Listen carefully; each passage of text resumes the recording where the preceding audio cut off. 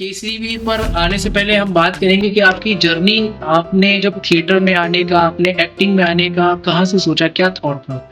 Theatre की मैं बहुत इज्जत करता हूँ और उतना डरता भी हूँ, क्योंकि एक ऐसी फैमिली से आता हूँ जहाँ पे सारे के सारे कॉमेडियंस हैं। मेरे फादर, मेरे 5 भाई हैं, हम लोग कजन्स, मतलब वो सारे एक से बढ़कर एक हैं और सबके सब मेरे गुरु हैं। तो जो भी सीखा वो घर पे ही सीखा। तो मैंने कभी थिएटर किया नहीं, लेकिन जितना भी मैंने मुंबई में किया, जितना सीखा वो किसी थिएटर से कम भी नहीं था। तो स्टार्टिंग जो है मेरी, वो एक बहुत ही छोटी चैनल से, एक रीजनल चैनल हुआ करता था बहुत पहले, महुआ टीवी। तो मैं और मेरा भाई था, हम टाइम पास के लिए चले गए। टाइम पास के लिए गए और टाइम पास में ऑडिशन दिया और वापस घर आ गए। देखिए, केसरी वीर जो है मुझे मिली नहीं है, मैं ये कहूँगा कि महादेव ने मुझे दी है। मेरे सर हैं, मैंने एक न्यूज़ 18 का एक शो किया था, उसमें मनोज सिंह उनका नाम है। उन्होंने मुझे बोला, एक मंत्र दिया, थिंक बियॉन्ड ऑब्वियस। जो ऑब्वियस चल रहा है ना, आप उससे अलग हट के सोचो। इससे अलग क्या, ये बात जो है मैंने अब दिल पे ले ली। मैंने कहा यार अब कॉमेडी नहीं करूंगा। उसके बाद मैंने कॉमेडी की ही नहीं, क्योंकि मिली ही नहीं फिर। तो फिर मैं सोमनाथ मंदिर गया था 2023 की बात है, और उसी पर मैं अप्रैल में गया था। जब मैं सोमनाथ मंदिर से दर्शन करके, मैं पहली बार गया था उसमें, अच्छा, दर्शन करके मैं बाहर निकला, मैं अपने होटल गया। होटल पे मुझे कॉल आती है कि केसी वीर करके हम एक फिल्म बना रहे हैं, उसका ऑडिशन है, आप देना चाहेंगे? सितंबर में मैं नागेश्वर गया, दूसरा ज्योतिर्लिंग है वही सोमनाथ के थोड़ा सा आगे। मैं नागेश्वर ज्योतिर्लिंग के दर्शन करके बाहर निकला हूँ कि मुझे कंफर्मेशन कॉल आ गई। तो हम लोग 3 दिन से बैठे हुए थे वो ड्रेस पहन के। अब वो क्या है कि जो ब्रेड होता है, वो उसमें पूरा जिस केमिकल से बनाया जाता है पूरा चिपक गया था। रोज हम लोग उसको पहनते थे और जब उतारते तो अंदर की स्किन खिंच जाती थी। 10 मिनट का वो शॉट है, आप जब स्क्रीन पे देखोगे तो मैं कंप्लीटली वो मैं नहीं था, मुझे याद भी नहीं है वो शॉट कैसे हुआ है। और इस बात का सबूत ये है कि जब वो शूट पूरा किया, 10 मिनट का पूरा लड़ा वड़ा, लास्ट में जब वो मेरे को चक्कू मार देता है, तो सॉरी, जब तलवार मेरे को लगती है, वहां पे एक मेरा एक्सप्रेशन है जो कि शायद मैं दोबारा लाइफ में कभी दे ना पाऊं। और जब मैं वहां पे गिरता हूँ, वो झंडा पकड़ के, वो गिरने नहीं देता हूँ झंडे को, और वहां पे जब वो कट बोलते हैं तो मैं कंप्लीटली मैं फेंट हो जाता हूँ। क्या बात है सेठ जी, क्या बात है, बड़ी हंसी आ रही है। छोटी छोटी बातें पकड़ने लगी है छोटू। तो मैं एक टाइम पे, एक मेरा न्यूज़पेपर का आर्टिकल आया था, मैं एक टाइम पे 60 से ज्यादा आवाज निकाल लेता था। आने वाले टाइम में आप मुझे जहां भी देखेंगे, पहले से बहुत अलग किरदार में देखेंगे।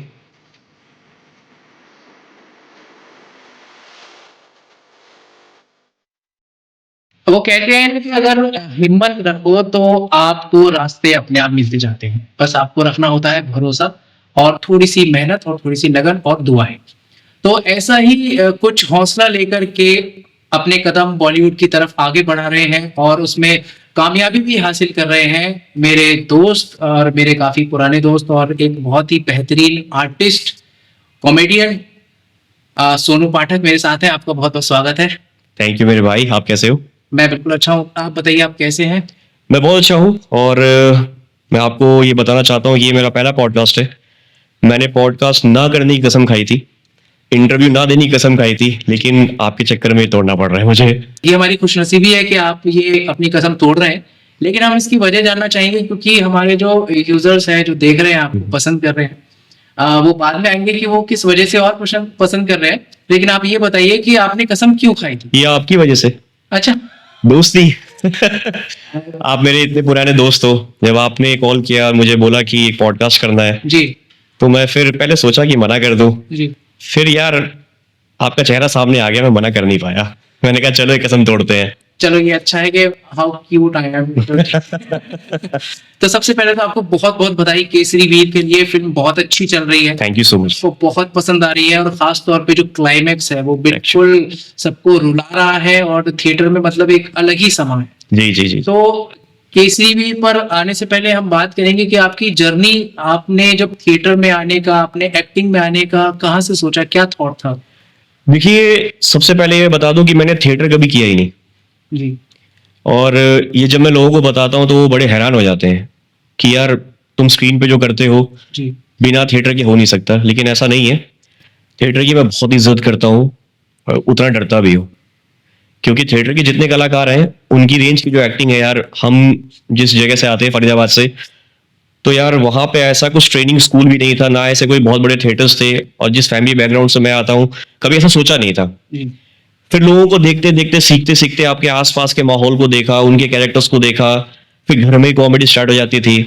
फिर लोगों ने बोला यार ये तो एक्टिंग बोलते हैं इसको, इस तुम्हें मुंबई में ट्राई करना चाहिए। क्योंकि एक ऐसी फैमिली से आता हूँ जहाँ पे सारे के सारे कॉमेडियंस हैं। मेरे फादर, मेरे 5 भाई हैं, हम लोग कजन्स, मतलब वो सारे एक से बढ़कर एक हैं और सबके सब मेरे गुरु हैं। तो जो भी सीखा वो घर पे ही सीखा।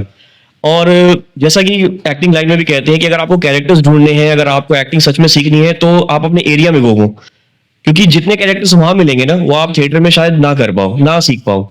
लेकिन ऐसा नहीं है, मेरा मानना ये है कि थिएटर जो सिखाता है, टैलेंट तो आप खुद लेकर आते हो, थिएटर उसको सिर्फ ब्रशअप करता है, लेकिन टैलेंट तो आपको घर से लेके आना पड़ता है। तो मैंने कभी थिएटर किया नहीं, लेकिन जितना भी मैंने मुंबई में किया, जितना सीखा, वो किसी थिएटर से कम भी नहीं था। तो स्टार्टिंग जो है मेरी, वो एक बहुत ही छोटे चैनल से, एक रीजनल चैनल हुआ करता था बहुत पहले, जी। महुआ टीवी, हाँ। जो कि अभी बंद हो गया, जी। नोएडा में उसका ऑफिस था। जी। जी। तो उसके रियलिटी शो के लिए मैंने एक ऑडिशन दिया था। हाँ, और ऑडिशन क्या दिया था, मैं इंडिया गेट घूमने गया था, तो कहीं से मुझे पता चला कि कुछ लोग ऑडिशन देकर आ रहे थे। तो मैंने उनकी बात सुनी कि सेक्टर 16 में वहां पे एक ऑडिशन चल रहा है। तो मैं और मेरा भाई था, हम लोग टाइम पास के लिए चले गए। अच्छा टाइम पास के लिए गए और टाइम पास में ऑडिशन दिया और वापस घर आ गए। बस 8 दिन के बाद कॉल आ गई कि ऐसे ऐसे आपने ऑडिशन दिया था, हम आपको बुला रहे हैं, आप मुंबई आइए। तो पहले तो लगा प्रैंक कॉल है, फिर जब दोबारा कॉल आई फिर लगा कि यार सच में ये तो कुछ अजीब ही हो गया। फिर टिकट आई वहां से। पहले तो घर वालों ने मना किया कि कहाँ जा रहे हो, मुंबई शहर बहुत अजीब, पहली बार निकला था, एक तो मैं इकलौता हूँ अपने घर में, तो बड़े लाड प्यार से पाला गया है। क्या उम्र रही होगी उस टाइम पे? उस टाइम मेरी 18 साल थी। क्या बात। मैं जस्ट स्कूल से ही बाहर निकला था अभी, तो कॉलेज ही में एडमिशन लिया था मैंने। तो पापा मम्मी पहले बड़ा डर रहे थे, उनको लगा कि यार ये उसमें जाएगा कुछ कर नहीं पाएगा, ऐसा कभी मैंने आज तक कभी दिखाया ही नहीं कि मुझे एक्टिंग में ऐसा कुछ इंटरेस्ट भी है। वो तो चलते फिरते ऑडिशन दे दिया था। फिर जब वहां पे गए, पहला एपिसोड किया, performer of the week, second episode किया, performer of the week, third episode किया, परफॉर्मर ऑफ द डे। उसमें सुनील पाल जज थे, उपासना सिंह मैम वो जज थी, सेलिब्रिटी गेस्ट आते थे। तो पहला अपीयरेंस में इतना धमाका फोड़ दिया मैंने, तो फिर अंदर से ना कॉन्फिडेंस आ गया कि हम लोग कर सकते हैं। फिर आपके आसपास के जितने को स्टार्स थे, जितने भी कॉम्पिटिटर्स थे, जो कि आज बहुत बड़े बड़े लेवल पे पहुंचे हुए हैं, तो उन सब से सीखने को मिला, उन सब की चीजों को देखा, वो कैसे परफॉर्म करते हैं। पहली बार कैमरा देखा, लाइटिंग क्या होती है, क्योंकि कभी सीखा था नहीं है, तो ऑन स्टेज ही मैंने सीखा वहां पे। तो वो सीखते सीखते हम आगे बढ़े। फिर बीच में एक काफी टाइम के लिए खाली ही बैठा, वो भी एक बड़ा इंटरेस्टिंग सा दौर है। जब आप खाली बैठते हो तो ज्यादा सीखते हो। करेक्ट। तो स्टार्टिंग मेरी बहुत छोटे चैनल से हुई थी, बट टचवुड अभी एक बहुत बड़ी फिल्म करके हटा हूँ, मेरा डेब्यू अभी हुआ है। तो यहाँ तक पहुंचूंगा ऐसा सोचा नहीं था, बट जो तकदीर में लिखा हूँ। नहीं, देखिए आपके अंदर वो जुझारूपन था, वो जी। आपको कहीं ना कहीं लेके गया, और लकीली वो गॉड ने आपको देखा कि नहीं ये बंदा कर सकता है ना, तो मैं इसको एक मैसेज पहुंचाता हूँ जी। कि भैया महुआ टीम में ऐसे ऐसे काम हो रहे हैं। और देखिए लकीली आपने जैसे कहा कि performer of the week, performer of the day, तो आपको खुद भी नहीं पता था, आप तो एंजॉयमेंट कर रहे थे। Actually। हर किसी के साथ नहीं होता, लेकिन जो जुनूनी है, जो खासतौर पे जो नए आर्टिस्ट इस चीज को देख रहे हैं, जो ये सोचते हैं कि नहीं हमें महीना हो गया, 2 महीने हो गए, 6 महीने हो गए, उनके लिए एक बहुत अच्छा ये मोटिवेशनल मैसेज। एक्चुअली क्या है ना, जब लोग खाली बैठते हैं ना, तो मैं जितने भी लोग, जो यंग लोग आ रहे हैं, मैं उनको यही बोलना चाहूंगा कि जो खाली समय होता है ना, वो बेस्ट समय होता है। आपने हाईवे पे देखा होगा, जब हाईवे पे गाड़ी होती है, एक सर्विस लेन होती है, जी आप गाड़ी साइड लगा के उसको रिपेयर करते हो, करेक्ट। और जब आप रिपेयर करते हो वापस हाईवे पे जाओ तो आपकी गाड़ी और तेज भागती है। तो ये जो खाली टाइम है ना, मुझे लगता है ये एक सर्विस लेन की तरह है। जब भगवान आपको उस लेन में डालते हो ना, तो आप अपनी गाड़ी को रिपेयर करो, क्योंकि वापस आपको वापस नेशनल हाईवे पे चलाना है। क्या तो खाली टाइम जो है वो बहुत बेस्ट टाइम है, और उसमें सीखिए, कुछ ये सोचिए कि हम पहले जो कर चुके हैं उससे अलग क्या करें। करेक्ट। क्योंकि बहुत सारे आर्टिस्ट मुंबई में ना वो बहुत मोनोटोनस हो जाते हैं, एक ही चीज परफॉर्म कर करके। तो खाली समय जब आता है ना, तो मैं तो उसको बोलता हूँ, इसको गोल्डन पीरियड, आप उसमें सीखिए, और ये मान के चलिए कि जो पहले कर चुके हैं अब दोबारा उसको नहीं करेंगे। ज्यादातर लोग क्या सोचते हैं, खाली पीरियड आ गया, खत्म हो गया, ब्लैंक है, अब क्या करें, वापस लौट जाएंगे तो ये होगा वो होगा।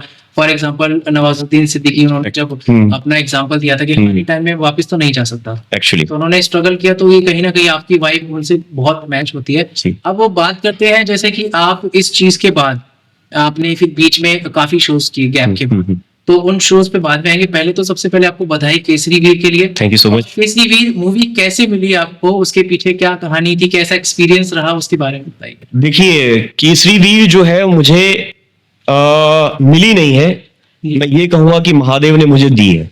क्या बात है। मैं काफी टाइम से कॉमेडी शोज कर रहा था, मैं तकरीबन 30 से 35 कॉमेडी शोज कर चुका हूँ जी। और 20 से ज्यादा शोज में मैं राइटिंग कर चुका हूँ, रियलिटी शोज में खतरों के खिलाड़ी भी उसमें इंक्लूड है। तो बीच में फिर मुझे लगा कि यार कॉमेडी बहुत ज्यादा हो गई, तो मुझे एक मेरे सर हैं, मैंने एक न्यूज 18 का एक शो किया था, उसमें मनोज सिंह उनका नाम है, जी। उन्होंने मुझे बोला, एक मंत्र दिया, थिंक बियॉन्ड ऑब्वियस। जो ऑब्वियस चल रहा है ना, आप उससे अलग हट के सोचो।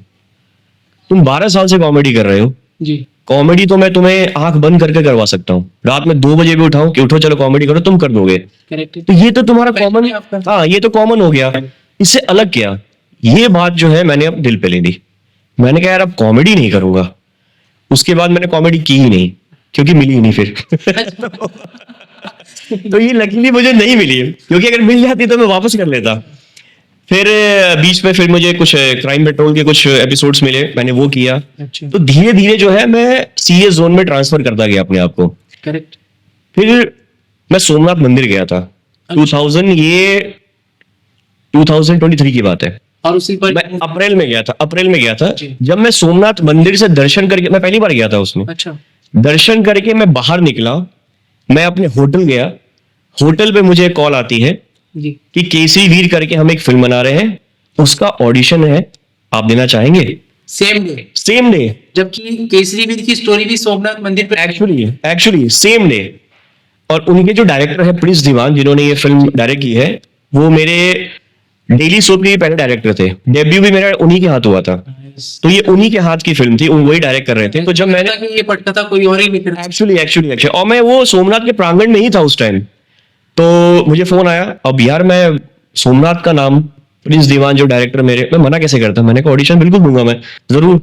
मैं मुंबई आया, मैंने ऑडिशन दिया, फिर 6 महीने तक मुझे कोई कॉल नहीं आई। ओह। मुझे लगा शायद फिल्म निकल गई हाथ से। सितंबर में मैं नागेश्वर गया, दूसरा ज्योतिर्लिंग है जी। वही सोमनाथ के थोड़ा सा आगे। मैं नागेश्वर ज्योतिर्लिंग के दर्शन करके बाहर निकला हूं कि मुझे कंफर्मेशन कॉल आ गई। क्या बात। तो ये जो है ना, ये मुझे आज तक ये मिरेकल समझ में नहीं आया। और कमाल की बात ये है कि जब ये फिल्म की स्टार्टिंग हुई थी, तो इस फिल्म में मेरा नाम था दूज, अच्छा। दूज करके नाम था। मैं जब सेट पे गया तो मुझे पता चला कि मेरा नाम बदल गया है और अब मेरा नाम है शंभू। मतलब आपका रोल चेंज हो गया है। शंभू, जो कि भगवान शंकर का नाम है। क्या बात है। पूरी फिल्म में इकलौता मैं ही एक ऐसा कास्ट हूं जिसका नाम भगवान शंकर पे है। मतलब you are completely blessed. Completely blessed. उसका लाइव एग्जांपल है आप। एक्चुअली आपने जब ये सारी चीजें हुई, फिर शंभू का आपको किरदार मिला, तो हाँ। उस वक्त आपके पास ये क्या थॉट थी, ये रिकॉल हुआ आपके माइंड में कि मैं सोमनाथ मंदिर गया था? एक्चुअली ये सब बिल्कुल रिकॉल हुआ, और दरअसल मैं थोड़ा डरा भी था, क्योंकि मैंने कभी ऐसा, ये जो फिल्म में अगर आपने देखी होगी, इतना एक्शन है उसके अंदर, घोड़ा चलाना था, वेपन यूज करने थे, तो ये सब कभी हमने किया ही नहीं। जी। तो मेरे डायरेक्टर को मुझ पर बड़ा भरोसा था यार, उन्होंने मुझसे ना एक्सपेरिमेंटल बहुत काम करवाया है। तो उन्होंने मुझे बोला, मुझे ऐसा, आप इसने अब मुझसे कॉमेडी कराई, एक शो में मुझे औरत बना दिया है, अच्छा। ठीक है। तो उसके लिए मुझे 7 दिन के अंदर बोला कि आपको 3 किलो के वेट कम करना है, तो वो भी करवाया। 7 दिन के अंदर 3 kg कम किया था मैंने, वो न्यूज आर्टिकल में भी छपा था, लोग बड़े हैरान हो गए थे, लड़कियां नहीं कर पाती, मैं कर चुका था। ये तो तो दूसरा मेरे हाँ, दूसरा मिरेकल है। तो फिर जब वहां पे गए तो देखा स्टंट करना है, सुनील शेट्टी है, विवेक ओबरॉय है, सूरज पंचोली, इतने बड़े बड़े नाम है। तो यार थोड़ा सा लगा कि यार पता नहीं कर पाऊंगा, नहीं कर पाऊंगा, नर्वसनेस। बट मेरे डायरेक्टर को मुझ पर बहुत भरोसा था। हमारी फिर हॉर्स ट्रेनिंग हुई, हॉर्स राइडिंग हुई, वेपन की ट्रेनिंग हुई। जो इसके एक्शन डायरेक्टर हैं जी। उनका नाम है केविन, जिन्होंने जेलर फिल्म को शूट किया है, उसके एक्शन डायरेक्टर हैं। सिकंदर भी उनकी आई है, बागी 4 कर रहे हैं। तो ऐसे लोगों के हाथों में डायरेक्ट होना, वो भी एक्शन, तो मुझे लगा यार ये तो कुछ ज्यादा ही मिल गया, ऐसा तो कभी सोचा नहीं था। मतलब एक्सपेक्टेशन से भी बहुत ज्यादा यार, बहुत ज्यादा। और जब फिल्म आई, जब मैंने अपने आप को 70 mm पे देखा, और जो लोग तारीफ कर रहे हैं वो लास्ट 25 मिनट्स की, और जो कैरेक्टर मुझे उसके अंदर दिया है उन्होंने, कि मतलब एक ब्लास्ट में मेरा पैर कट गया, जी। फिर एक मुझे झंडा दे दिया, भगवा झंडा, कि उसके सहारे आप खड़े हो। जो वायरल हो रहा है ना, हाँ। वही सीन हो रहा है जिसमें आपकी एक लेग नहीं है, मेरे- आप झंडे पर हाँ। खड़े हैं उसके सहारे और खून में पूरी तरह लथपथ है। जी जी जी वो जी। फीलिंग क्या थी? वो फीलिंग थी सर, वो बहुत डिफिकल्ट था वो मेरे लिए, क्योंकि एक कॉमेडी करने वाला लड़का अचानक से एक्शन करने लग गया। पूरा आप मुझे ऐसे स्क्रीन पे पहचान नहीं पाओगे, मेरा पूरा लुक ही चेंज कर दिया उन लोगों ने। बहुत- बियर्ड है, और शूट के दौरान आप ये सोचो, एक हाथ में मैंने झंडा पकड़ा हुआ है, हम्म, एक पैर मेरा कटा हुआ है। अब जाहिर सी बात है, कटा हुआ है तो उसको शूट के दौरान वो उसको बांध देते हैं। अब वो बांधा उन्होंने तो मेरे एक पैर पे पूरा नील पड़ गया था। क्योंकि ब्लड सर्कुलेशन। जी, 3-4 दिन वो शूट चला रहा, वो सिर्फ वो पर्टिकुलर सीक्वेंस, वो पूरा नील पड़ गया। इस हाथ में झंडा था, तो जब समुद्र की हवा बह रही थी तो झंडा गिर रहा था। और टारगेट यही था कि बहुत सारे झंडों के बीच में तुम्हारा ये झंडा गिरना नहीं चाहिए, बेशक तुम मर जाओ। ये उसका मतलब Sequence उस का- कैरेक्टर का जो है पोर्ट्रेट ऐसा किया गया था, उस कैरेक्टर का यही था कि झंडा नहीं गिरने देना है। एक पैर से मैं उछल के लड़ाई कर रहा हूँ, एक हाथ में जो है तलवार है, तो ये पेन हो रहा है, ये पेन हो रहा है। एक पैर पे मैं बाउंस कर रहा हूँ तो मेरा वो पेन हो रहा है, इस हाथ से मैं लड़ रहा हूँ तो ये पेन हो रहा है। इसकी कोई प्रिपरेशन नहीं थी, कोई प्रिपरेशन नहीं थी, ऑन द सेट ही सब कुछ। ऑन द सेट ही हुआ था। एक्चुअली देखिए, जो हमारे जो एक्शन डायरेक्टर थे, उन्होंने सबका एक्शन डायरेक्ट वो किया था, उन्होंने जो भी बाकी कैरेक्टर्स थे, बट टाइम की कमी की वजह से शायद वो मेरा जो एक्शन जो सीन था वो डायरेक्ट नहीं कर पाए। ओह, अच्छा। तो ये जो एक्शन सीन है वो मेरे प्रिंस सर जो डायरेक्टर है उन्होंने डायरेक्ट किया है, और उन्होंने मुझे कहा था, अब जो मैं एक बात बताने जा रहा हूँ, आपका बात है। जी जी जी, अब जो मैं बात बताने जा रहा हूँ वो शायद अभी तक किसी को पता नहीं है। हमारे प्रोडक्शन में हमारे डायरेक्शन जो टीम है उन्हीं को पता है जी। कि ये पूरा जो सीक्वेंस मेरा शूट हुआ है वो वन शॉट है। एक मिनट, मतलब जो आप झंडा लेकर खड़े हैं, फाइट कर रहे हैं, लड़ रहे हैं, वो वन शॉट है, वन शॉट। वन शॉट है, वो कोई कट वट नहीं है। अगर आप उसको अगर देखोगे ना फिल्म, हाँ। जब आप उसको मैच करोगे, उसके कट्स मैच करोगे, क्योंकि अब हर जाहिर सी बात है कि इतना लंबा शॉट था, बीच बीच में कटिंग कर करके उन्होंने एडिट किया है, लेकिन जब आप उसको आप देखोगे ना तो पूरा वो सिंगल शॉट है। कैसे किया? कैसे किया? मेरे डायरेक्टर ने आगे मुझे बोला कि देखो यार, सन डाउन हो रहा है, लाइट जा रही है, ठीक है, और हम 3 दिन से वो कॉस्ट्यूम पहन के बैठे हुए थे कि आज शूट होगा, आज शूट होगा, बट वो बाकी और भी कैरेक्टर्स थे, उनका शूट हो रहा था, जूनियर्स का शूट होता है, एक्शन शूट करने बहुत टाइम लग जाता है। तो हम लोग 3 दिन से बैठे हुए थे वो ड्रेस पहन के। अब वो क्या है कि जो ब्लड होता है वो उसमें पूरा जिस केमिकल से बनाया जाता है पूरा चिपक गया था। रोज हम लोग उसको पहनते थे, और जब उतारते तो अंदर की स्किन खिंच जाती थी, इचिंग है और इचिंग होती थी, स्किन खिंच जाती थी, तो बाल तोड़ हो जाता था कई बार। तो लास्ट दिन का शूट था और सन डाउन हो रहा था, सिर्फ 10 मिनट बचे हुए थे। तो डायरेक्टर सर मेरे पास आए और उन्होंने बोला कि यार, अगर हम लोग कल शूट करते हैं दोबारा तो पूरा तामझाम फिर से करना पड़ेगा, तेरे पास सिर्फ 10 मिनट है, इस 10 मिनट के अंदर तू 12 साल की सारी एक्टिंग डाल दे मेरे लिए। क्या थॉट चल रहा था माइंड में उस वक्त? थॉट चल रहा था ये कि मतलब यार, उस टाइम तो मैं थोड़ा नर्वस हो गया कि यार ऐसे 10 मिनट में, बाकी सबको 1.5 घंटा लग रहा है, वो उनका 1.5 घंटे में शूट आ रहा है, मुझे सिर्फ 10 मिनट दिया गया। और मेरे प्रिंस सर ने मुझे बोला था कि जिस तरीके कैरेक्टर मैं तुझे दे रहा हूँ, ये जो झंडा हाथ में पकड़ा है ना, ये अपने आप में एक फ्रेम है, ये अपने आप में बड़ी बात है कि जो तू जिस लेगेसी को जो तू हाथ में पकड़ के चल रहा है वो दिखेगा स्क्रीन पर, वो दिखा भी। तो वो 10 मिनट का जो शूट, जैसे ही उन्होंने एक्शन बोला, आप यकीन नहीं मानेंगे, शायद से मैंने थिएटर के लोगों से सुना ये बात कि कुछ कुछ जगह एक्टिंग ऐसी होती है जब आप अपने आप को भूल जाते हो। 10 मिनट का वो शॉट है, आप जब स्क्रीन पे देखोगे जी। तो मैं कंप्लीटली वो मैं नहीं था, मुझे याद भी नहीं है वो शूट कैसे हुआ है। और इस बात का सबूत ये है कि जब वो शूट पूरा किया, 10 मिनट का पूरा लड़ा बड़ा, लास्ट में जब वो मेरे को चक्कू मार देता है, तो सॉरी, जब तलवार मेरे को लगती है, वहां पे एक मेरा एक्सप्रेशन है जो कि शायद मैं दोबारा लाइफ में कभी दे ना पाऊं। और जब मैं वहां पे मैं गिरता हूँ, वो झंडा पकड़ के, वो गिरने नहीं देता हूँ झंडे को, और वहां पे जब वो कट बोलते हैं तो मैं कंप्लीटली मैं फेंट हो जाता हूँ, ओह माय गॉड। मैं बेहोश हो गया। 3 मिनट के बाद जब उन्होंने पानी वानी डाला, जब मैं उठा तो मैंने क्या देखा कि एवरीबडी वाज क्राइंग, ओह, सब क्लैपिंग कर रहे थे, इवन मेरे डायरेक्टर, गूज़बम्प्स हो गए थे। क्योंकि हाँ, गूज़बम्प्स तो खैर तो बिल्कुल। अब वहां पे क्या हुआ कि जब मैंने आंखें खोली तो एवरीबडी वाज क्राइंग, सब क्लैप कर रहे थे, क्योंकि शूट के दौरान आपने कांतारा देखी है फिल्म? हाँ। कांतारा का जो लास्ट क्लाइमेक्स है ना, ऋषभ शेट्टी ने एक बात बोली थी कि उस फिल्म के शूट के दौरान मुझे एक ऐसी एनर्जी फील हुई जो कि शायद मैं कभी बता भी नहीं पाऊंगा, और वो कभी ना उस क्लाइमेक्स के बारे में कोई बात नहीं करते हैं, क्योंकि उनको वो पावर फील हुआ। ओके। तो उस क्लाइमेक्स जो मैंने जो क्लाइमेक्स शूट किया है, उसको शूट करने में जो एक पावर मैंने फील करी, वो सिर्फ मैंने नहीं, पूरे सेट पे सबने फील करी, इवन प्रोड्यूसर थे, इवन सूरज पंचोली थे, और जब वो कट हुआ उसके बाद वो पावर सबने, वो ऑरा सबने फील किया और ऐसा लगा कि जो सेट से कुछ एक पावर गई, कुछ काम करवा के गई। और जब मैंने वो उसको स्क्रीन पे देखा अपने आप को, तो मेरे डीओपी थे, असिस्टेंट थे, जी। एसोसिएट जो भी डायरेक्टर थे, उन्होंने बोला कि सर एक शॉट ले ले क्या, वो जो हम लोग एक सेफ्टी के लिए लेते हैं। हाँ हाँ। तो मेरे डायरेक्टर ने के आंख में आंसू था, उन्होंने बोला कि ना ये दोबारा ये शॉट कभी दे पाएगा, ना ही ये शॉट मैं कभी ले पाऊंगा। क्या खत्म। उसके बाद तो जो मैंने अपने आप को देखा सर, वो मैं हूं ही नहीं। मेरी पर्सनल लाइफ में आपने आप मुझे बहुत दिन से जानते हैं, आप वो क्लाइमेक्स का सिर्फ लुक देखना और मुझे ऐसे देखोगे, आप भरोसा ही नहीं करोगे कि सोनू भाई आप हो। नहीं, मेरे को क्या लग रहा है कि मेरे माइंड में पूरी पिक्चर ये चल रही है कि आप सोमनाथ मंदिर गए, फिर वहां से वापस आए, 6 महीने का ब्रेक लिया, फिर आप दोबारा से मंदिर गए, फिर आपके पास कॉल आता है, फिर आप सेट पर जाते हो। तो ये जो वाइब है ना, ये आपने किया नहीं, आपसे करवाया गया। एक्चुअली करवाया गया है। और मैं मेरेकल में विश्वास रखता हूँ और यकीन मानिए कि ये जो आप बता रहे हैं कि जिस तरह से हुआ और कट होते ही आप हाँ हाँ, that was mind blowing seriously.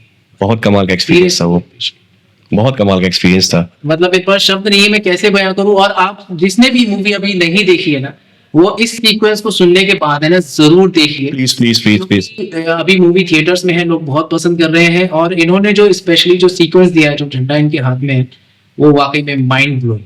Sunil sir ने बड़ी तारीफ की थी, सुनील शेट्टी सर ने स्पेशली मुझे बुला के बोला। एक्सपीरियंस कैसा रहा फिल्म? अरे यार वो लोग तो कमाल है यार। सुनील सर हो गए, जी विवेक ओबरॉय, उनके साथ एक मेरा सीन है। जी तो उनके साथ सीन करने के बाद मुझे अपनी औकात पता चल गई। हमें जैसे हम नए नए आते हैं ना स्क्रीन पे, जब आते हैं हम लोग मुंबई में, तो उस टाइम लगता है कि यार हम तो बड़े तोप हैं, क्योंकि घर पे बड़ी तारीफ हुई होती है।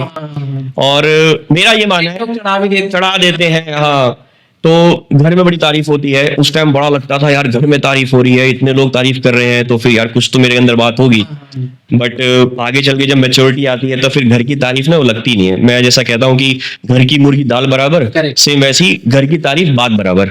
तो क्या हुआ था वो सीक्वेंस में? उस सीक्वेंस में क्या हुआ, विवेक ओबराय के साथ एक मेरा सीन है जहाँ पे विवेक ओबराय, मैं और सूरज, हम तीनों हाँ। हम खड़े हैं।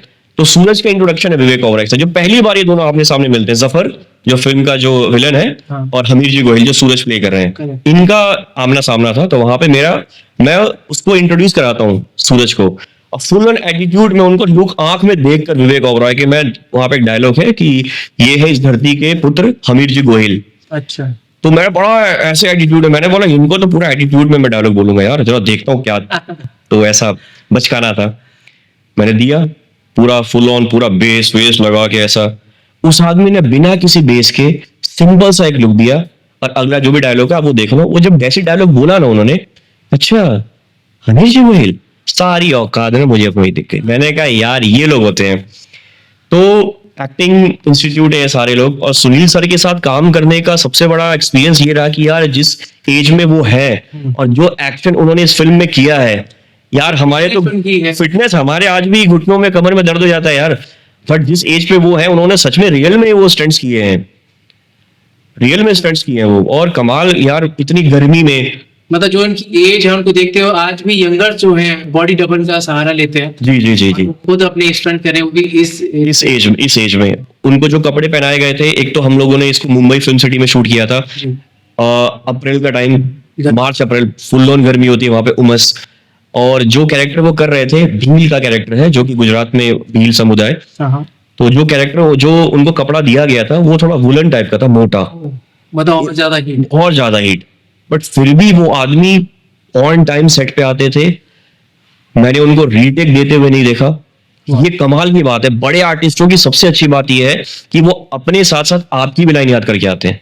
अगर आप भूल जाओगे ना, वो आपको क्यों दे देंगे कि भाई तेरा ये स्टार के साथ मेरा ये सीन है, तो मुझे वहां पर ये रिदम में रहना है। ये यस, हमें ये सीखना चाहिए। बहुत सारे आर्टिस्ट अपनी लाइन याद नहीं कर पाते। हम लोग की जो जनरेशन है, तो हम अपनी लाइनें याद नहीं करते। हमें सिर्फ लगता है कि हमें लुक कैसा है, हम कैमरे पे कैसे दिख रहे हैं, बाल ठीक है नहीं है, इन सब चीजों में ना फिर एक्टिंग बहुत पीछे रह जाती है। यार आप मॉडलिंग करने नहीं आए हो, आप एक्टिंग करने आए हो, आप अपने क्राफ्ट पे काम करो। कॉमेडी वाला जो आपका फेज था, उसके बाद जब ये एक्टिंग वाले फेज में आए, तो आपको लगा नहीं सीखने को तो बहुत कुछ है? बहुत कुछ है यार, एक्टिंग इतनी बड़ी चीज है ना, मतलब ये आसमान जिसे आप कह लो, एक तारे के बराबर ही हमें लगता है कि एक्टिंग। यार मैं तो अपने एक्टिंग में गुरु मानता हूँ इरफान खान, उनसे बड़ा एक्टर यार नहीं हुआ कोई। सटलनेस की हद है। करेक्ट। जो चीज मतलब सटलनेस, हम 12 साल से मैं एक्टिंग कॉमेडी कर रहा हूँ, कॉमेडी में भी हम लोग ज्यादा लाउड ही परफॉर्म करते हैं। सटल एक्टिंग करना तो यार बहुत कम लोगों की बस की बात होती है, लेकिन जिस तरीके के रोल लिए ना हर कोई लेता नहीं, हर कोई लेता भी नहीं है और वो एक जीता जागता एग्जाम्पल है आज भी। एक्चुअली। तो इरफान साहब हो गए, तो ये जो बड़े बड़े लेजेंडरी एक्टर्स हैं, सेम सुनील शेट्टी सर, विवेक ओबराय सर, इन्होंने जिस सटलनेस के साथ परफॉर्म किया है ना, अगर आपको चिल्लाना भी हो ना तो हम तो मुंह गला फाड़ के ऐसे करके चिल्लाएंगे। वो कम धीरे आंख में कम आवाज में ऐसा चिल्ला देंगे ना कि आपको लगेगा कि चिल्लाए हुए हैं, आपको लगेगा ये कैसे हो सकता है एक्टिंग। मतलब एक्टिंग भी दे दिया, शॉर्ट भी दे दिया, शॉर्ट भी दे दिया, लाइन अपनी भी याद करके आए हैं, आपकी भी लाइनें याद करके आए हैं। बहुत जगह हम फम्बल मारते थे, भूल जाते थे, तो वो क्यों देते थे कि अबे तेरी ये लाइन ये बोल, तो और हम लोग कहाँ जाते थे, आप मेरा भी याद करके आए हो। तो ये चीज सीखने वाली है उन लोगों से। ऑफ द कैमरा कैसी बॉन्डिंग थी सब? बहुत अच्छी बॉन्डिंग थी सुनील शेट्टी साहब से। सुनील सर तो यार ऑफ स्क्रीन, मैंने बोला ना, जब वो मैंने लास्ट सीन जब शॉट वो दिया, तो उस टाइम तो वो वहां पे नहीं थे सेट पे, लेकिन नेक्स्ट डे जब हमारे डायरेक्टर सर ने उनको जब वो फुटेज दिखाई कि कल हम लोगों ने ये शूट किया है, तो जब मेरा फुटेज उन्होंने देखा तो स्पेशली मुझे वैनिटी वैन में बुलाया अपने। स्पेशली मैं तो कभी सोचा भी नहीं यार, सुनील शेट्टी सर बचपन में जिनको देखा, इतना कभी सोचा नहीं था साथ में काम करेंगे। स्पेशली जब उन्होंने मुझे बुलाया और बोला कि यार बॉस, तुम्हारा वो फुटेज जो देखा ना, वो जो तुमने लुक दिया है, मतलब कमाल है। कितनी फिल्में कर चुके हो? मैंने बोला मेरी पहली फिल्म है, तो उनको भरोसा नहीं हुआ कि यार ऐसा हो नहीं सकता। साथ मजाक तो फिर उन्होंने बहुत अप्रिशिएट किया कि पहली फिल्म आपकी और इतना कॉमेडी से हटके आप ऐसा परफॉर्म कर रहे हो, तो फिर कुछ बात है आप में। तो यार वो तो मतलब लगा कि अवार्ड में गया। सातवें आसमान। सातवें आसमान था उस टाइम के लिए, 5 मिनट के लिए था, उसके बाद वापस आ गया था। वापस आ फिर वही रिक्शा ऑटो पकड़ के फिर वापस वो इतनी बड़ी तारीफ, इतना बड़ा कॉम्प्लीमेंट एक्चुअली यार, सच में यार, यही अवार्ड होता है, यही अवार्ड होता है। ये सुन लिया मतलब कि आपकी अचीवमेंट्स में किया कि हाँ जो मेहनत की है वसूल हो गई। वसूल हो गई। क्या बात है। वसूल। और सूरज पंचोली के साथ एक्सपीरियंस कैसा? सूरज भाई के साथ बहुत अच्छा एक्सपीरियंस था जी। और सेट पे देखिए वो भी अभी न्यू कमर है, उनकी ये 4थी फिल्म है, और उनकी इससे पहले उन्होंने जो उनकी आई थी हीरो, सलमान सर ने उनको लॉन्च किया था, उसकी बड़ी तारीफ हुई थी उस फिल्म की। उसके बाद उनकी जो 2 फिल्में थी वो उतनी नहीं चल पाई, बट उनकी एक फिल्म बड़ी क्रिटिकली एक्लेम्ड हुई थी, उसका नाम था सैटेलाइट शंकर। तो मैं सूरज भाई के साथ एक मैं शो करता था जी टीवी पे, उसका नाम था लगाओ बोली। अच्छा, हम वो लाइव शो था, 1.5 घंटे का लाइव शो परफॉर्म करते थे हम लोग, और लाइव पब्लिक को लाइव इंटरेक्ट होता था। हाँ, उसमें ये नहीं था कि एडिटिंग वर्जन नहीं, वो लाइव ही चलता था। पहली बार ऐसा एक शो आया था जो जी टीवी पे लाइव चल रहा है, आपने कुछ गलती की वो भी टेलीकास्ट हो रहा है, फम्बल मारा वो भी टेलीकास्ट हो रहा है। तो मैं उस शो में बहुत अलग अलग कैरेक्टर्स परफॉर्म करता था, 4 एंकर्स थे उसके अंदर। तो इसमें आई थिंक आप वो लेडीज का कैरेक्टर भी उसमें ले, बहुत सारे कैरेक्टर किए यार, बहुत सारे कैरेक्टर्स किए। तो उसमें सूरज भाई आए हुए थे, तो मेरी पहली मुलाकात उनसे ही तब हुई थी, और उसमें मैं सलमान खान परफॉर्म कर रहा था। अच्छा, सलमान भाई परफॉर्म कर रहा था। तो सूरज भाई ने देखा कि सलमान, एक तो उनके मेंटर हैं और मैं उनका फैन हूँ सलमान भाई का, तो जब मैंने परफॉर्म किया तो यार उनको बड़ा अच्छा लगा। फिर वहां पे बातचीत हुई, बट उतनी भी ज्यादा कोई बातचीत नहीं हुई। फिर हम लोग अपने चले गए, मैं घर आ गया। फिर ये 4 साल के बाद ये फिल्म मुझे मिली। जब फिल्म पे सेट पे पहली बार जब आया तो मैंने उनसे बोला, मैंने कहा आपको याद है मैंने आपके साथ परफॉर्म किया है? बोला नहीं, तो मुझे याद नहीं। मैंने कहा उस पर्टिकुलर शो में आप आए थे, मैं सलमान बना था। देन सडनली उनका फेस, अरे हाँ भाई, अरे आप हो, अरे क्या सलमान किया था तुमने यार, अरे भाई मजा आ गया। देन ये मतलब वो उसके बाद का पूरे शूट के दौरान उन्होंने सिर्फ मुझे अपने साथ बैठा के रखा, जो भी लाते थे साथ में खाओ, तुम भी खाओ। एक तो मैं दिल्ली का हूँ, तो हम लोग दिल्ली वाले थोड़े मुंहफट होते हैं, हम डरते वरते हैं नहीं किसी से, यार ठीक है जो इंप्रेशन देना था दे दिया। बट एक बार जब दोस्ती हो जाती है ना, हाँ जब दोस्ती हो जाती है ना, तो फिर उतना फर्क नहीं पड़ता। फिर तो जो भी कर रहे हैं, जंगल में शूट होता था हम लोग का, तो हम लोग का जंगल में शूट होता था, तो वैनिटी वैन्स लगी होती थी। अब जैसे टॉयलेट जाना है तो कौन वैनिटी वैन में जाए, हम लोग जंगल में चले गए यार दिल्ली में। तो सूरज भाई पीछे से कहाँ जा रहे हो? जंगल में। अरे मैं भी चलता हूँ यार, तुम्हारे साथ मजा आता है। तो फिर हम लोग वहां पे जंगल में हम लोग ऐसी मस्ती करते थे, क्योंकि जंगल में पूरा शूट हो रहा था। तो वो मुझसे इतने ओपन हो गए थे, इतने फ्रैंक हो गए थे कि क्या खा रहा है, ला खिला, मुझे भी खिला, ये मैं लेकर आया, ये भी भाई खाओ। और मैं मिमिक्री बहुत अच्छी कर लेता हूँ, हालांकि अब मैंने छोड़ दिया, बट पहले मिमिक्री बहुत ज्यादा एकदम पॉइंट टू पॉइंट करता था। तो बैठा के कि यार मिमिक्री सुनाओ अपनी यार, थोड़ा मजा आता है, ये आता है। तो और कमाल की बात यह है कि एक बार यार उस आदमी में ना, अब देखो यार मैं ऑन रिकॉर्ड क्या बोलूं, उनके बारे में मार्केट में जो भी बात है, मुझे नहीं पता, नेगेटिविटी की बात है। मुझे नहीं पता सच है कि नहीं है, बट ये मैं नेगेटिव पॉइंट में हटा देता हूँ कि अब यार जो भी है नहीं है मुझे नहीं पता, वो डिसाइड करने के लिए और भी बड़े लोग बैठे हैं, मैं डिसाइड नहीं कर सकता यहाँ बैठ के। देखा है। लाइव देखा, जो मेरी पर्सनल उनसे जो बॉन्डिंग हुई एज ए पर्सन, जो सेट पे थे। अब सेट के बाहर क्या है वो मुझे नहीं पता, बट जो सेट पे थे बहुत फ्रेंडली, बहुत अच्छे इंसान है। तो एक बार क्या हुआ कि हमारा शूट जो है वो नायगांव में हो रहा था, अच्छा। और हम लोग रहते हैं हाँ महाराष्ट्र, मुंबई। नायगांव थोड़ा सा गोरेगांव से थोड़ा थोड़ा दूर है, ठीक है, जैसे कि दिल्ली से आप मान के चलो कि मथुरा, अच्छा। इतनी दूरी पर है।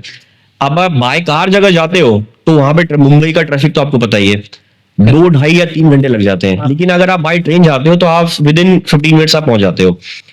तो अमूमन वहां पे जितने भी एक्टर्स हैं ना यार, उनको कोई फर्क नहीं पड़ता, ये कहने की बातें होती हैं। आपने देखा होगा बहुत सारी जगह पे वो ऑटो में घूम रहे हैं, ठीक है, तो ऐसा होता ही है, टाइम बचाने के लिए लोग निकलते हैं। ये कोई ऐसा वहां पे किसी का ईगो नहीं है कि हम गाड़ी में ही चलेंगे, आज को भी देखा है मेट्रो के थ्रू। मेट्रो के थ्रू चलते हैं, क्योंकि आपको टाइम बचाना है, सेट पे जल्दी पहुंचना है। तो हमारा शूट खत्म हुआ नायगांव में, और मुझे गोरेगांव आना था। बाय उनकी कैब थी, उन्होंने कैब दिया हुआ था, प्रोडक्शन ने बोला कि आप कैब से जाइए, हमारा कैब है, सबको अपनी पर्सनल गाड़ी दी हुई थी। कैब से अगर हम आते तो 3 घंटा लगता, ट्रेन से 15 मिनट पहुंच जाते थे। तो मैं वहां से ट्रेन पकड़ के आता था। अच्छा। तो एक दिन सूरज भाई आया, बोला कैसे जा रहा है तू? मैंने कहा मैं ट्रेन से। यार मैं भी चलूंगा। मैंने कहा आपकी गाड़ी है, आपका पूरा स्टाफ है? मैंने कहा मेरे साथ? तो बोले नहीं नहीं यार मैं चलूंगा, मुझे जल्दी पहुंचना है, मास्क वास्क लगा के हम चलते हैं, अपन साथ में मस्ती करते हुए चलेंगे। यार सूरज पंचोली, अब यार अपने लिए तो यार लगता ही है ना यार, इतने बड़े स्टार हैं यार, इतने इंडस्ट्री के आदमी है, आप ट्रेन में कैसे जाओगे? मैंने कहा भाई पक्का ये आप प्रैंक तो नहीं करेंगे मेरे साथ? हमें थोड़ा सा अनकंफर्टेबल हो रहा है कि हाँ ठीक है चला जाऊंगा, लेकिन आप ऑब्वियसली हमें तो आदत है यार, हमें आदत है। मैंने कहा भैया आप कैसे जाओगे, पता है ट्रेन कैसी होती है, डब्बे में कैसे चढ़ना होता है?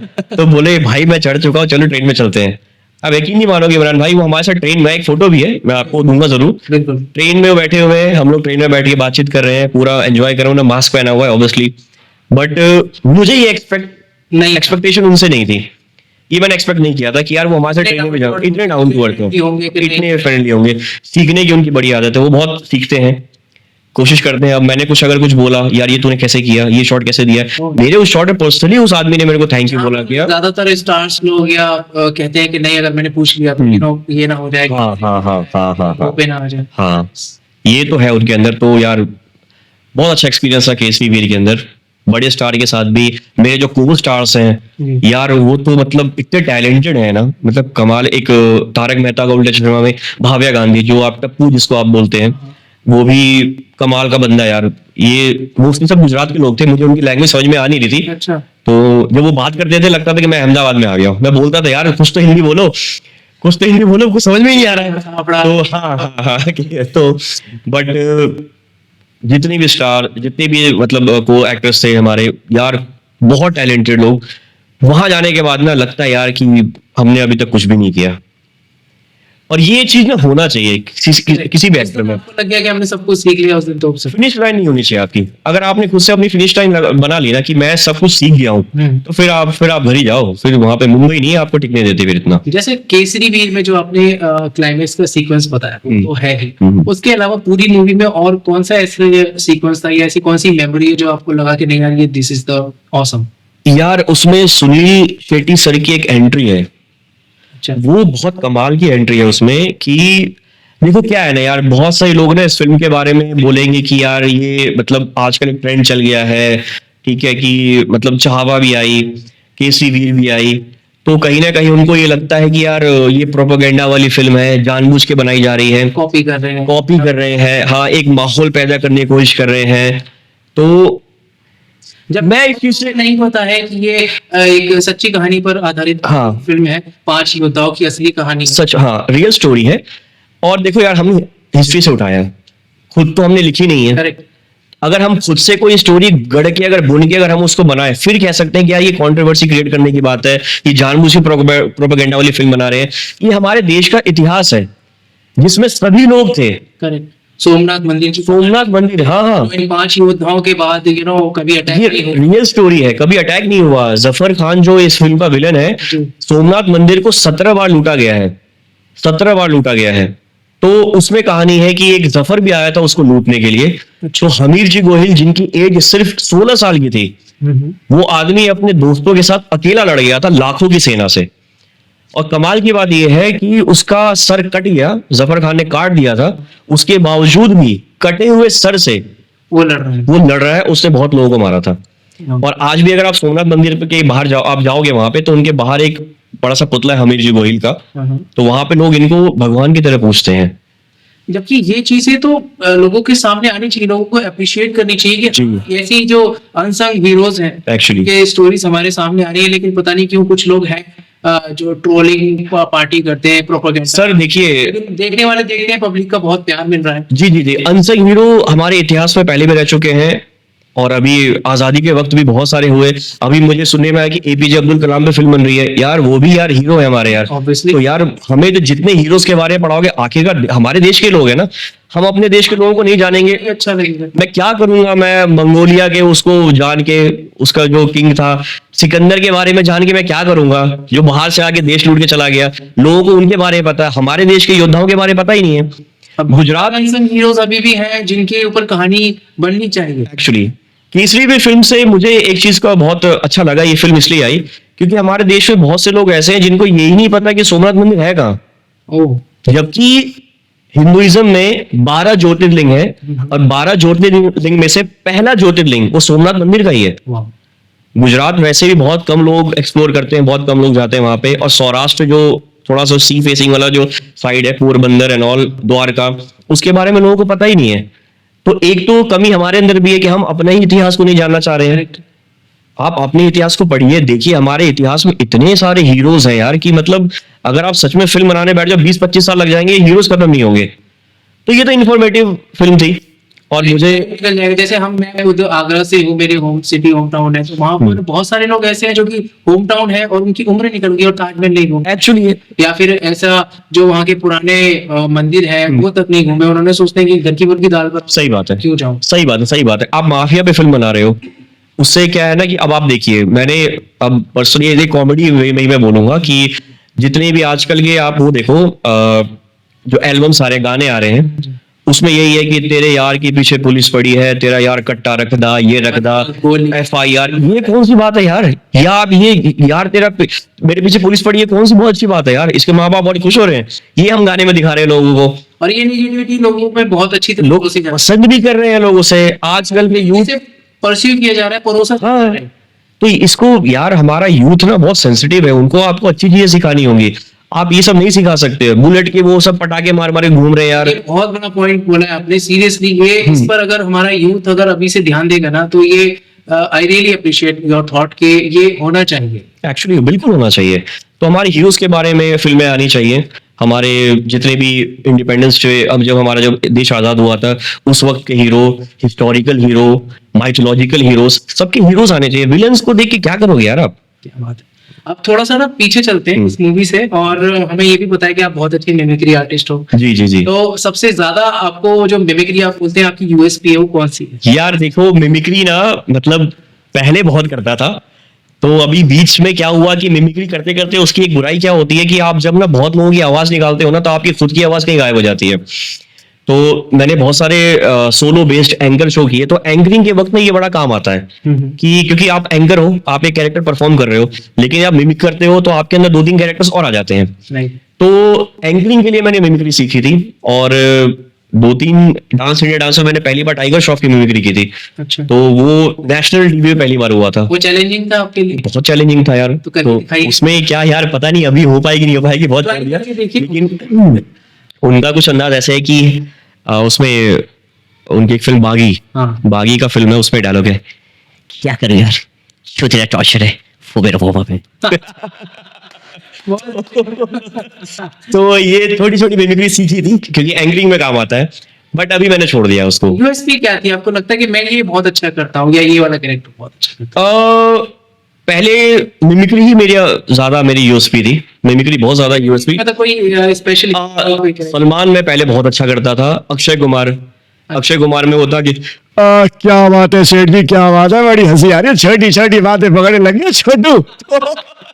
बहुत बढ़िया, बहुत बढ़िया। तो ये मैं एक टाइम पे, एक मेरा न्यूज़पेपर का आर्टिकल आया था, मैं एक टाइम पे 60 से ज्यादा आवाज निकाल लेता था, वाह, बट प्रैक्टिस करके मैंने वो सारी आवाज जो है ना वापस घोट दी कि यार, क्योंकि मैं कुछ भी डायलॉग बोलता था ना तो उसके अंदर से किसी ना किसी का वो रिजेम्बलेंस आता था कि यार तुम इसकी आवाज निकाल रहे हो, तो फिर वो एज एन एक्टर आपके लिए सही नहीं है। क्या बात। तो फिर मैंने उसको थोड़ा सा, पर आज भी हाँ थोड़ा एंटरटेन, जैसे अभी बोल दिया एक दो, तो एक दो मैंने पीस बचा के रखे हैं, जैसे कभी ग्रुप में बैठते हैं ना, थोड़ा बहुत तो हंसी मस्ती के लिए। तो अच्छा, इस पर मैं आपको एक कॉम्प्लीमेंट देना चाहूंगा। जी, क्या मैंने नहीं किया, मजा आया। अरे यार ये बहुत बुरा था। नहीं, ठीक है, कोई बात नहीं, कोई बात नहीं, अच्छा है। ये ना कि नहीं। देख रहे खरबूजे को देख के खरबूजा सही बात है, सही बात। देख के बहुत बुरा खरबूजा था। अभी सीजन आएगा, अभी सीजन आया नहीं है, आ जाएगा थोड़ी देर में। तो आने वाले टाइम में हम आपको कहाँ कहाँ देख रहे हैं? देखिए, आने वाले टाइम में आप मुझे जहां भी देखेंगे पहले से बहुत अलग किरदार में देखेंगे, और मेरी जो एक यूएसबी जो है, जो कि वो ये है कि ऑलरेडी मैं पहले से जो काम कर चुका हूं मैं उसको दोबारा रिपीट नहीं करता। अभी तक तो यही मुझे मिला है। जैसे फॉर एग्जांपल कॉमेडी। कॉमेडी हो गया, कॉमेडी में कुछ- कॉमेडी में भी जी। आप शायद, आप अगर मेरे बारे में पढ़ें, अगर आप गूगल करें तो मेरे बारे में जो स्पेशलिटी जो लिखते हैं, हाँ। जो लोग जो बाहर लिखते हैं, वो ये कि कैरेक्टर्स मैंने शायद ऑन स्क्रीन 150 से ज्यादा कैरेक्टर्स परफॉर्म कर चुका हूँ। डेली सोप्स मैंने बहुत किए हैं, और कमाल की बात ये है कि मैं दिल्ली का हूँ, फरीदाबाद का, जो कि थोड़ा हरियाणवी टच आता है। करेक्ट। दिल्ली का हूँ जहाँ पे थोड़ा पंजाबी टच आता है। यही दो लैंग्वेज छोड़ के बाकी मैं इंडिया की बाकी सारी लैंग्वेज में मैं डेली सोप कर चुका हूँ। वाह। मेरा पहला जो डेली सोप वो है प्यार के पापड़, जिसमें मुझे कानपुर की लैंग्वेज बोलनी थी, तो 6 महीने मैंने कानपुरी सीखी। आप पान भी खाते हैं? पान भी खाता हूँ, हाँ हाँ। तो उसमें मैंने कानपुर की लैंग्वेज बोली। उसके बाद जो अगला शो मुझे मिला वो तारा फ्रॉम सतारा, उसमें विलन करना था, वो मराठी था, तो फिर मुझे मराठी सीखनी पड़ी। उसके बाद तीसरा जो शो मुझे मिला वो राम प्यारे सिर्फ हमारे, जिसमें मुझे बुंदेलखंडी बोलनी पड़ी, फिर बुंदेलखंडी सीखी। चौथा शो मेरा फवारा चौक, जो हर्ष और भारती इन लोगों के साथ था, अली असगर मोनालिसा ये थे दंगल चैनल पे, उसमें ही मेरा एक मेन कैरेक्टर ही में था, तो उसको किया वो इंदौर की लैंग्वेज, तो फिर इंदौरी बोली उसमें। तो जितना मुझे काम मिला अपने होम टाउन की लैंग्वेज छोड़ के मैं बाहर सारी लैंग्वेज में बोल चुका हूँ मैं स्क्रीन पे, बिना जिसके लिए आप जिसमें हाँ। और ये फिल्म जो है वो गुजराती बेस्ड थी, बट शुक्र है उसमें गुजराती नहीं बोलना था मुझे, उन्होंने बोला कि नहीं सिंपल हिंदी बोलो। गुजराती टच और गुजराती। हाँ, गुजराती टच वहाँ वो सब है। तो ये एक बहुत वर्सेटिलिटी जो जिसे आप कहते हैं वो मेरी झोली में गिरते जा रही है। क्या बात। तो आगे क्या है वो मैं रिवील नहीं करूंगा, क्योंकि वो सरप्राइज थोड़ा सा रहना चाहिए, बिल्कुल बट जो भी रहेगा आपको बहुत मजा आएगा। बिल्कुल, हम तैयार हैं उसके लिए और हमें बहुत खुशी है। लेकिन हम ये जानना चाहते हैं जी। कि जो सोनू पाठक है जी। वो अभी हमें दिख रहा है कि बहुत चुलबुले हैं, हम्म। ठीक है, रियल लाइफ में क्या वो इतने ही चुलबुले हैं, थोड़े सीरियस भी हैं? नहीं, रियल लाइफ में मैं सीरियस भी हूँ और चुलबुला भी हूँ। देखो क्या है कि मैं एक तो इकलौता हूँ, अपने माँ बाप का इकलौता हूँ, तो लाडला हूँ। तो अब मेरे लिए सबसे ज्यादा टफ क्या हो जाता है कि मुझे घर भी देखना है और अपना पैशन भी फॉलो करना है। मेरे फादर ने कभी मुझे नहीं रोका। मेरे father he is a very big businessman, तो मैंने बचपन से कभी ना ऐसे फाइनेंशियल स्ट्रगल नहीं देखा। बट जिस दिन मैंने डिसाइड किया कि मैं मुंबई जाऊंगा, मैंने फादर से हेल्प, मैंने बोला कि नहीं पापा मुझे नहीं चाहिए, क्योंकि ये मेरा डिसीजन है ना, मेरे डिसीजन पे आप क्यों भुगतोगे? सही बात। फैसला मैं कर रहा हूँ कि मैं उस टाइम में जाऊंगा, खर्चे वहां पे मेरे, और मैं आपसे पैसा मांगू, मेरे लिए आप इतना क्यों भुगतोगे? मुझे भुगतने दो। बहुत बड़ी बात। हाँ, और देखो मैं जितने भी जो यूथ है ना, मैं उनको भी बोलना चाहूंगा यार एक बार ना मुंबई जरूर जाओ। एक्टिंग इंस्टीट्यूट से बेटर है कि आप मुंबई जाके रहो। एक्टिंग इंस्टीट्यूट में आप पैसा दोगे, सीखोगे कुछ भी नहीं। मुंबई जाओगे, एक ऑडिशन भी क्लियर अगर हो गया तो पैसा मिलता भी और सीखने को ही मिलता है। मतलब रियल लाइफ स्ट्रगल को फेस करो, हाँ। कि जो प्रोपेगेंडा है। हाँ, जो इंस्टीट्यूट में सिखाते हैं यार वो नहीं सिखाते, मैं साफ बोल रहा हूँ ऑन स्क्रीन। तो आप मुंबई जाके सीखो। तो मेरे कोई इतना अच्छा तरीके से हाँ। को नहीं बोलता है, नहीं बोलता है। यहाँ पर बता रहे हो चीजें, वो जी। काफी को सीखने लायक। जी जी, तो मेरे फादर ने मुझे भेजा और मेरे पापा को बोला पापा मैं आपसे 1 रुपए नहीं लूंगा। क्या बात। 12 साल 13 साल हो गए, he is a very big businessman, मेरे पास कोई कमी नहीं है किसी चीज की। लेकिन जब मैं मुंबई जाता हूँ ना तो मेरा सारा मैं यहीं छोड़ के जाता हूँ। 1 रुपए कहीं ना कहीं ये लगता होगा कि हाँ आई रियली अप्रिशिएट। बहुत प्राउड फील करते हैं, बहुत प्राउड फील करते हैं। उनके आसपास के लोग बोलते हैं कि यार आप हेल्प कर दो उसकी, बट मैं बोलता हूँ नहीं, हेल्प मिल जाएगी ना तो मैं उस लेवल पे नहीं जा पाऊंगा। आपके माइंड में आ जाएगा बैकअप तो है मेरे। हाँ, बैकअप है। हाँ।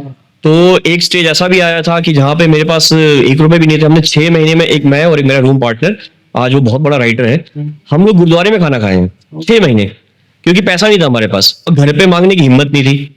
क्योंकि अब क्या बोल के तो आगे जो डायलॉग मार के कि यार हम नहीं लेंगे, नहीं लेंगे। आ जाओ वापस आ जाओ। हाँ, और वहां पे दिखाना भी नहीं था घर पे, क्योंकि अगर आप ये बताओगे कि हम ऐसे प्रॉब्लम में है तो यार पापा तो बुला लेंगे वापस ना, वापस आ जाओ। तो ये भी नहीं बताना है, ऑडिशंस भी देने हैं, भूख भी लगती थी बहुत। तो गुरुद्वारे में हम लोग जाते थे, वहां पे गुरुद्वारे में हम लोग खाना खाते थे।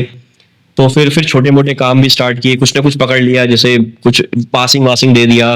बहुतों में तो अब ये ऑन स्क्रीन बोलना बड़ा खराब लगेगा कि बहुत छोटी छोटी फिल्मों में मैंने एज असिस्टेंट डायरेक्टर काम किया, जहाँ पे मैंने बर्तन ही मांजे बहुत बड़े बड़े एक्टरों के। आज वो सारे मुझे फोन करके बोलते हैं भाई कोई काम हो तो बताना। वाह। तो मतलब ऐसा नहीं, मैं किसी को ऐसा वो नहीं कर रहा हूँ मैं अपने आप को नहीं, बट मैं ये कह रहा हूँ कि ना यही सारी चीजों से आप सीखते हो। मैं एक फिल्म कर रहा था, बहुत कुछ लोग इस दौर को नेगेटिव हाँ। देते हैं, नेगेटिविटी में चले जाते हैं, आपने इसको पॉजिटिव। एक्चुअली मैंने एक भोजपुरी फिल्म की थी, उसमें असिस्टेंट डायरेक्टर था मैं। मैंने एक्टिंग वहीं से सीखी। एक बहुत बड़ी एक्ट्रेस है, उनका नीलिमा सिंह उनका नाम है। तो मैं उनको बहुत थैंक यू बोलता हूँ। हालांकि वो मतलब जब भी मुझे मिलती हैं बोलती हैं कि यार तू मेरा नाम क्यों लेता है, मुझे इतना लोग नहीं जानते। मैंने कहा नहीं आप बहुत बड़े एक्ट्रेस हो, लेकिन मैंने जिनसे सीखा है मैं नाम हमेशा बोलूंगा, चाहे आपको कोई जानता हो चाहे ना जानता हो। तो उनसे मैंने सीखा, क्योंकि देखो फिल्म मेकिंग का प्रोसेस ना सब जगह सेम ही होता है। आप ये पॉडकास्ट शूट कर रहे हो, कैमरा वही है, मैं एल्बम शूट करूंगा वही कैमरा है, लाइट वही रहेगी, फेस मेरा वही रहेगा। तो कैमरा तो वही है ना, कैमरे के सामने जो परफॉर्मेंस होती है वो हर जगह एक तरीके की होती है। बिल्कुल सही बात। बस जोन अलग अलग होता है, फिल्म में कैसा करना है, एल्बम में कैसा करना है, पॉडकास्ट में कैसा करना है। तो वो ना मैंने सिचुएशन अलग है, तो मैंने वहां से उनसे ही मैंने एक्टिंग सीखी। तो बहुत टाइम लगा, छोटे छोटे काम पकड़े, फिर छोटे चैनलों में पासिंग शॉट दिया, क्राउड का भी काम किया। बट ये सोच के किया कि यार मैं ना एक्टिंग इंस्टीट्यूट में तो नहीं जाऊंगा। बेशक मुझे दिन का 500 रुपए मिले, पर मैं महीने का 50,000 रुपए फेंक के मैं एक्टिंग नहीं सीखूंगा। ये जीरो का हमारे को एक्सपीरियंस हाँ। है, मतलब वहां पर वेस्ट नहीं। एक्चुअली मुझे पैसा भी मिल रहा है और मैं सीख भी रहा हूँ। करेक्ट। तो मैं जितने नए लोग हैं ना, मैं उनको यही बोलना चाहूंगा कि यार एक्टिंग इंस्टीट्यूट से ज्यादा बेटर है आप मुंबई जाओ। 1 साल के अंदर आपको पता चल जाएगा कि आपको रहना है कि नहीं रहना है, अगर पोटेंशियल क्या है। अगर आपको जरा सा भी लगता है कि आप सरवाइव कर सकते हो तो ही रहो, वरना तो यार भीड़ मत करो यार आप फिर। पहले से ही हाँ, ये मेरा कहना है। क्या बात है। अब हो सकता है मेरी बात तो लोग को बुरा लगे, ऑफेंड करे, बट लेकिन मेरा पर्सनल एक्सपीरियंस है। पर्सनल एक्सपीरियंस ना उन लोगों को बुरा नहीं लगेगा जो इस चीज को फेस कर रहे हैं, फेस कर चुके हैं, फेस करेंगे। एक्चुअली तो जो जिनके लिए हवाबाजी है सिर्फ उन्हीं को ये बुरा लग सकता है। एक टाइम तक आप स्ट्रगल करिए, उसके बाद अगर आपको लगता है कि आप कर सकते हो तो ही रुकिए। क्योंकि यार पता क्या, आपने अपनी लाइफ भी खराब कर रहे हो, और हो सकता है कि उस पर्टिकुलर एज में आप कुछ और अच्छा काम कर सकते हो, वो भी छोड़ के आप मुंबई में बैठे हुए हो। तो एक एज के बाद ना एक्टिंग हो पाई और वो काम की एज भी निकल गई, तो ये नहीं करना मेरे हिसाब से।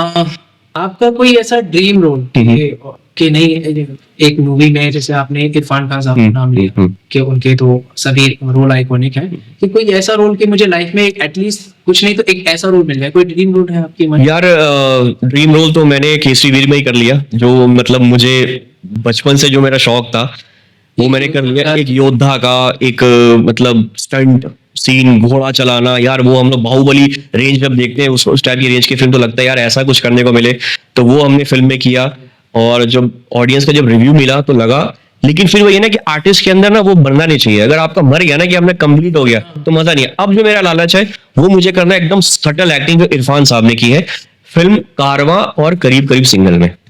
ये 2 फिल्म जो रोल है वो बहुत ही स्ट्रेट फॉरवर्ड है, और मतलब जिस तरह सादगी के साथ इन्होंने जो निभाया है ना वो वाकई काबिल तारीफ है। और हम उम्मीद करते हैं कि इस तरह के रोल और इससे भी अच्छे रोल भविष्य में आपको मिले, और हम आपसे मुलाकात करते रहे। जी बिल्कुल बिल्कुल। के बाद आपको परेशान करते रहे और छोटी छोटी चीजों की आप कभी भी तस्में तोड़वाते हैं। बिल्कुल नहीं, अब टूट गई, अब आप नहीं बुला सकते हो। बिल्कुल जी। ये मूवी मिलते मिलते ना आपको 12 साल लग गए। आप इस 12 साल की फेज में आपको कॉमेडी में थे, बीच में खाली फेज भी था, तो क्योंकि 12 साल एक बहुत लंबा अरसा होता है जहां पर लोग 12 महीने क्या 6 महीने भी मुंबई में नहीं टिकते। तो ये जो सर्वाइवल वाला फेज है, इसको आप किस तरह से एलेबोरेट करेंगे, और इसको जो है एक मैसेज के थ्रू ये जो नए लड़के हैं, नए एक्टर्स हैं, उनको क्या मैसेज देंगे? देखिए, मुझे इस मूवी को मिलने में 12 साल लगे, लेकिन ऐसा नहीं है कि इससे पहले मैंने काम नहीं किया। मैंने इससे पहले मैं 40 शोज कर चुका हूँ, बट हाँ मूवी ये मेरी पहली है। किसी भी एक्टर का जो लास्ट जो डेस्टिनेशन होता है वो मूवी ही होता है। आपको मूवी ही करनी होती है। डेली शोज इतने सारे कर लिए, रियलिटी शोज इतने सारे कर लिए, हाँ, जैसा कि आपने पूछा कि बीच में जो स्ट्रगल आया वो उसको कैसे आप फेस करते हो। यार देखो यार, इमरान भाई, अमूमन पॉडकास्ट में ना लोग सर्वाइवल के लिए जो है मतलब अलग अलग तरीके बताते हैं, अलग अलग ये आपको क्रेडिट्स देंगे। मैं पर्सनली मैं पहली बार पॉडकास्ट पे ये मैं बोलना चाह रहा हूँ कि मैं अपने दोस्तों को क्रेडिट दूंगा जो मेरे मुंबई के दोस्त हैं। क्योंकि पता है क्या, आप जब घर से बाहर निकल जाते हो ना तो एक आपकी फैमिली वहां छूट जाती है। आप जब मुंबई में आते हो ना तो आप कितना भी काम कर लो, शाम को ना आपके अंदर एक वो रहता है कि यार काश एक फैमिली टाइप का एनवायरनमेंट होता, और वो आपके मिस करते हो उसको। वो आपके सिर्फ दोस्त ही दे सकते हैं। माँ बाप आपको बड़ा करते हैं, आपको पालते हैं, लेकिन जब आप मुंबई आ जाते हो ना फिर आपके दोस्त ही आपको पालते हैं, सेकंड फैमिली। और वहां पे फिर तो मुंबई के अंदर पहले माँ बाप वही है फिर। और जो दोस्ती का जो एक सीन है ना, मैं आपको बताऊं यार, मुंबई के अंदर अगर आपको रहना है ना तो आपको दोस्त बहुत अच्छे आपको चुनने पड़ेंगे। बहुत सारी जगह ऐसे हैं कि आपको मिल सकते हैं लकीली, फिर आपको हाँ आपको बहुत, यार क्या है ना कि मैंने बहुत सारे मेरे जान पहचान में जितने भी दोस्त लोग हैं उनके भी फ्रेंड सर्कल है, रात में वो लोग काम करके आते हैं तो उनको एक पूरा एक वो चाहिए होता है कि मेरे आसपास दोस्त रहें। स्ट्रगल टाइम पे जो साथ में रहा है वो, मैं 3 नाम लेना चाहूंगा। पारितोष त्रिपाठी है, एक कमल कुमार शुक्ला है वो कपिल के राइटर हैं, और एक रणवीर प्रताप सिंह जो कि बहुत बड़े राइटर हैं। तो इन तीनों के साथ मैंने बहुत समय गुजारा है और इन तीनों ने जो है मुझे वो है बहुत ज्यादा हेल्प किया है मेरे स्ट्रगल टाइम पे, एक फैमिली की तरह। यार हम सब ने एक छोटे से कमरे में रहते थे। आज हम जो भी अपने अपने जगह पे है ना, वो क्योंकि देखो क्या है कि टैलेंट हम सब का एक जैसा ही था बट एक दूसरे से डिफरेंट था, तो हमारा कभी क्लैश नहीं हुआ। हमें ये क्लियरिटी थी कि जो मैं कर सकता हूँ वो तू नहीं कर सकता, और जो तू कर सकता है वो मैं नहीं कर सकता। इससे फिर एक दूसरे का ईगो प्रॉब्लम कभी नहीं हुआ। अब हम लोग रहते थे साथ में, वो लगता था यार ये पंच है ना तू ज्यादा अच्छा फोड़ पाएगा, इसको तू फोड़, ये पंच भाई मैं फोड़ूंगा तो मैं फोड़ सकता हूँ। क्योंकि एटलास क्या है ना, देखो अगर आप होड़ में लग गए ना एक दूसरे के तो प्रोडक्ट आपके टोटलिटी में खराब हो जाएगा। अब 3 इडियट्स फिल्म जो हिट हुई है, फिल्म हिट होने के बाद आपको सारे कैरेक्टर्स याद होते हैं। अगर फिल्म हिट ही नहीं हुई तो क्या फायदा आपको इसमें लीड भी करने का। जो हो रहा था वो अलग। हाँ, तो आपको ये होना चाहिए कि हमारा प्रोडक्ट हिट होना चाहिए। आप पर्सनली अगर आप घुस गए तो यार कोई मतलब नहीं है, पहले अपने प्रोडक्ट पे काम करो। अगर आपका प्रोडक्ट हिट हो जाएगा तो आप अपने आप हिट हो जाओगे। तो हम जो साथ में रहते थे तो हमने ये एक टीम बना रखी थी कि यार हम स्क्रिप्ट पे काम करेंगे, हमारी स्क्रिप्ट अच्छी होनी चाहिए, वो अगर चलेगी तो ही हम सब चलेंगे। तो ये हमने ना एक यूनिटी बना के हमने 12 साल काम किया। तो यार इन लोगों ने मेरी बड़ी हेल्प की है, बहुत मुझे संभाला है मेरे स्ट्रगल टाइम पे। हमने बहुत स्ट्रगल देखा, बहुत मतलब एक ही थाली में खाते खाते हम लोग सब आज इतने लेवल पे पहुंचे हैं। तो मैं अपने दोस्तों को बहुत क्रेडिट देना चाहूंगा। माँ बाप का तो यार कभी दे ही नहीं सकते क्रेडिट, तो यार उनको तो थैंक यू शब्द बोल के उनको क्रेडिट दे के ना उनका अपमान करना कोई मतलब नहीं है।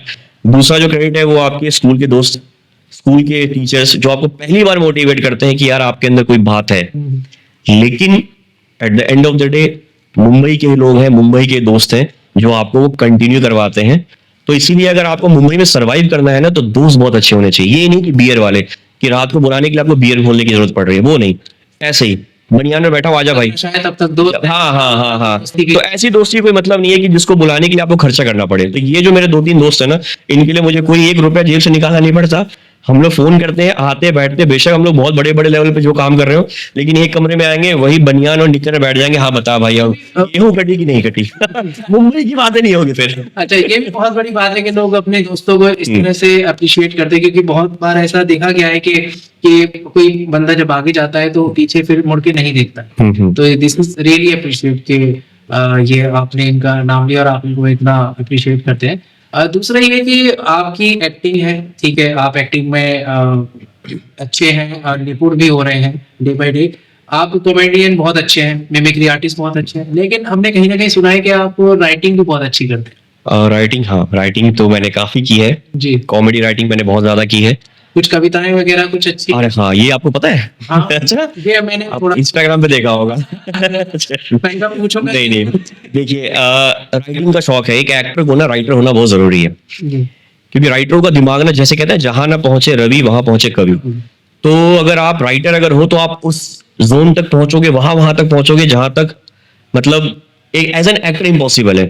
राइटिंग ने हम सबकी हेल्प की है, जितने भी मैंने को स्टार का नाम लिया है ना, सबकी हेल्प की है राइटिंग नहीं। हम स्पॉन्टेनियस हैं, राइटिंग करते हैं तो हमें पंचेस की नॉलेज हो गई है, हम जब भी एक्ट करते हैं तो हम अपना कुछ ना कुछ छोटे छोटे ऐसे न्यूएंसेस देते हैं ना जो डायरेक्टर को बड़ा पसंद आता है, यार ये तो बड़ा अच्छा था, क्योंकि राइटर प्रवृत्ति है ना। ये कैसे किया? ये कैसे किया? अब इस फिल्म के अंदर जो है लास्ट के क्लाइमेक्स में आप अगर आप देखेंगे तो वहां पे एक पंच लाइन है जहां पे हम सारे हंसते हंसते मर रहे हैं, अच्छा। वो पंच लाइन मेरी लिखी हुई है। हम सेट पे गए तो मेरे डायरेक्टर ने मुझे आके बोला कि यार कुछ ऐसा एक पंच दे दे कि जहां पे, मैंने कहा सर अभी, बोला आपके राइटर, बोला नहीं नहीं तुझे चाहिए, हम तू बता। तो वहां पे मैंने एक वहां पे डायलॉग जो हम चारों जो 5 और फाइटर्स खड़े हैं तो वो मेरी लिखी हुई है। तो ये ना ये चीज बड़ी हेल्प करती है। और मुंबई के अंदर मैं जितने भी लोग आ रहे हैं उनको बोलना चाहूंगा कि सिर्फ एक्टिंग के भरोसे आप नहीं टिक सकते, आपके अंदर एक एक्स्ट्रा टैलेंट और होना चाहिए। एक टैलेंट जो आपका पैशन पूरा करे, एक टैलेंट जो आपका पेट भरे। मेरा ये काम है, ये कहना है। तो राइटिंग तो खैर मैं करता ही हूँ, कॉमेडी राइटिंग, बीच बीच में थोड़ी बहुत शायरी भी मैंने करने की कोशिश करी है। सुनना चाहिए। 1-2 शायरी में सुना देता हूँ, ज्यादा नहीं सुनाऊंगा।